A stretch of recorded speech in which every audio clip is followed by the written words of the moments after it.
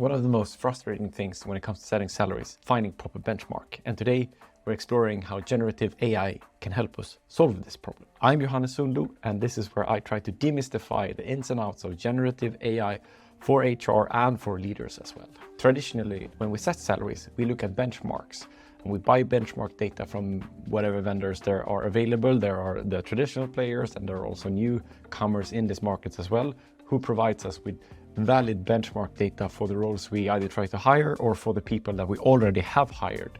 We want good benchmark data to make sure that we're aligning with the market and we're keeping an even pace with how the market develops. And if you've been through this process, you know it can be quite cumbersome, and sometimes you just need a sense of, okay, where is the market moving and what's happening in the market? And this is where I think that generative AI has a role to play, because generative AI has this capability to look at large data set, extract data from that and present it in a nice and feasible way. And what better way to utilize all this capacity than to solve this very real problem, which I'm certain that you are familiar with. And I know this is not my normal setting. I'm at a hotel room, so I'm recording this from my computer and my computer camera. It is what it is, but still, I hope the content is valid anyhow. And here's the prompt we're going to use. And it's a totally made up prompt, of course.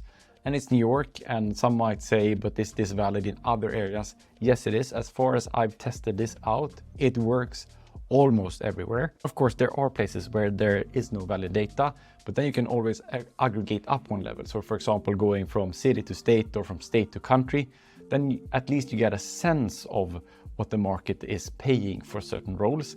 My aim here is not to get 100% perfect benchmark data, it's to get a sense of what the market is paying. That's my aim with all of this, and you'll see that throughout as well. And we're going to start by opening ChatGPT. And I'm using the free version of ChatGPT, so we're going to include our prompt here and see what it spits out. And as you can see, it acknowledged immediately that it doesn't have up-to-date data. This is old data. ChatGPT only knows stuff up until September 2021. So that's the first thing we need to keep in mind. It's not relevant data. And it says so as well. And then it makes a guesstimate on, okay, this is most likely where the market has moved. It makes an assumption about what it could be. It creates a range between somewhere around 65,000 to 100,000. That's roughly what it guesstimates based on inflation and market dynamics. It's quite refined given that it's just guessing now, and we should keep that in mind. So that's ChatGPT. But obviously there's several other tools available for generative AI resources that are connected to the internet. So let's try one. This is Microsoft's Bing. And we tried the same prompt and see what it spits out. As you can see, it starts by checking the internet, searching the internet for, okay, what's a good salary for a social media manager? And obviously you could have done this yourself, but now it takes in several sources for you automatically and sort of condense them into one answer for you, which is quite conveniently served. And I would say this is slightly lower than ChatGPT suggested, but still it's roughly in the same range at least. But I would say this is probably more accurate given that it's actually connected to internet and has somewhat more real-time market data. You can also then click all the links here to get more information of where did you find the information and how did you come up with this solution. But I want to know more. This only gave me the rough average. I want to know a salary range for this role as well. That is probably better. And at first, Bing says this: I'm sorry, I don't have any additional information. You know, you need to give me more information. But hey, Bing, I already gave you this information. Help me out, please. And then it says, sorry for all the confusion. Based on my research, it provides the same answer, but then it also adds that, hey, you know what? It's actually a bit higher if you have 2 to 4 years of experience. So obviously I wasn't prompting it right, but still it gives me some kind of sense for, okay, where is this going? What's a good salary for such role? Once again, it's not 100%, but it takes you a bit on the path. That is Bing. And once again, not perfect, but it gives us a hint around, okay, this is roughly where the market is for this role. Which in all honesty, I think is magic. Like you get a sense immediately for, hey, this is the market.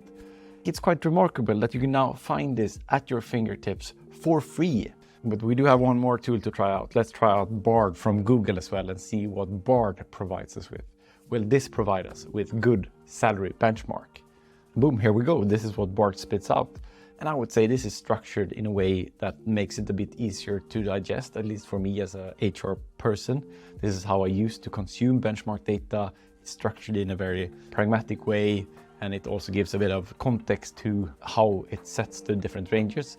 But there's one thing missing here. I'm missing where did you find this information, because I want to know where the information came from. It's connected to the internet, so it should know that as well. Let's ask it, where did you find this information? So I can double check and verify that this is actually correct.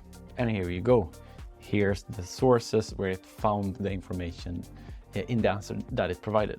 And once again, you could have Googled this. I know that. You could have Googled it and then you would have get a semi-overview of this as well, but then you would have had to look at each of these results and then compile it yourself. Now it does it for you. Super important to remember, this is not the truth. You should always be a bit mindful. You saw what Bing did, for example. It might be me that prompted it bad, but still you can't 100% rely on all the data you get here, but it gives you a sense, and that's the whole point of this as well. It gives you a sense of where salaries are moving for certain roles in certain areas as well.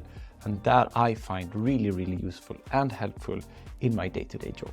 So that's it. That's how you can use generative AI to help you in your salary decisions. If you found this useful, make sure you hit the like button and subscribe button below, and I'll see you in the next one.